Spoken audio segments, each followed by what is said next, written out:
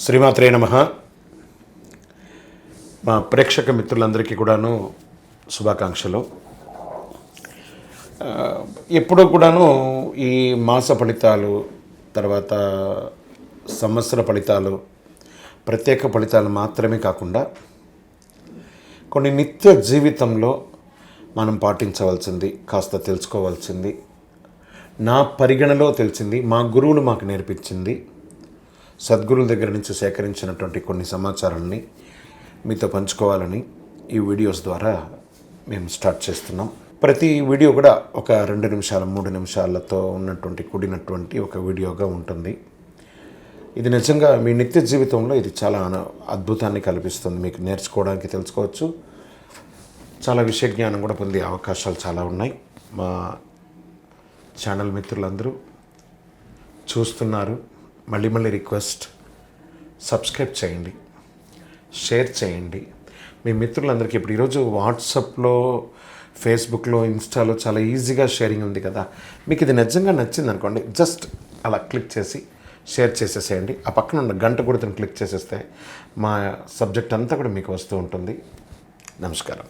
దీపారాధనలో పరిహారాలు ఏ రకంగా చేసుకోవచ్చు, ఏ దీపారాధన చేస్తే ఎలా బాగుంటుంది అని అంటే, అన్నిటికంటే స్వచ్ఛమైనటువంటిది ఆవు నెయ్యితో దీపారాధన చేస్తే, ఉదయ సంధ్యల చేస్తే చాలా విశేషం, ఐశ్వర్యం, అప్పుల బాధ తొలగుతుంది అని అంటారు. ఆరోగ్య సమస్యలకు బాధిస్తున్నప్పుడు ఆవ నూనెతో వెలిగించండి. దీపారాధనకు ఆవ నూనెతో చేయొచ్చు. ఏదైనా ఉపద్రవాలు, ఆటంకాలు ఏదైనా తొలగాలి అంటే గోధుమలు, తెల్ల నువ్వులు, మినుములు, పెసలు, బియ్యం ఈ 5ంటిని పిండి చేసి దీపంగా చేసి దాంట్లో విప్ప నూనెతో దీపం వెలిగిస్తే ఏ ఉపద్రవాలన్నా తొలగిపోతుంది.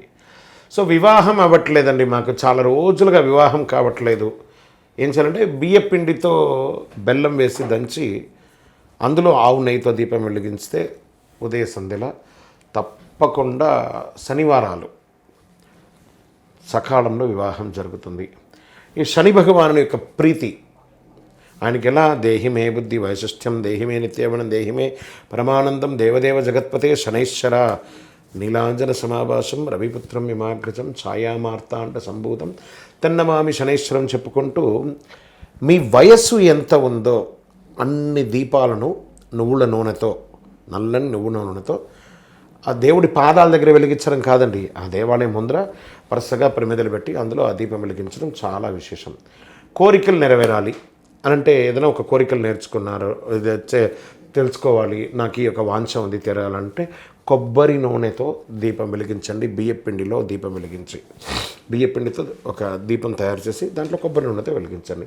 భార్యాభర్తల మధ్య అన్యోన్యత లోపం అవుతుంది, ఎప్పుడు ఏదో రకమైనటువంటి తగాదాలు ఉన్నాయి. కంది పిండి ఉంది చూసారా, ఆ కంది పిండితో దీపం చేయండి, దాంతో ఆవు నెయ్యితో దీపం వెలిగించండి. చూడండి ఎలా ఉంటారో, చాలా అద్భుతంగా. దృష్టి దోషాలు, పిల్లలకి వాళ్ళకి ఏదో నరదృష్టి ఉంది, ఏదైనా చేయాలి, విజయం సాధించాలి అని అంటే పొట్టు తీయని మినుములు ఉంటాయి కదా, ఆ మినుములు బాగా దంచి దాన్ని తడిపి దీపం చేసి అందులో విప్ప నూనెతో దీపం వెలిగించండి. అన్ని దోషాలు తొలగుతాయి.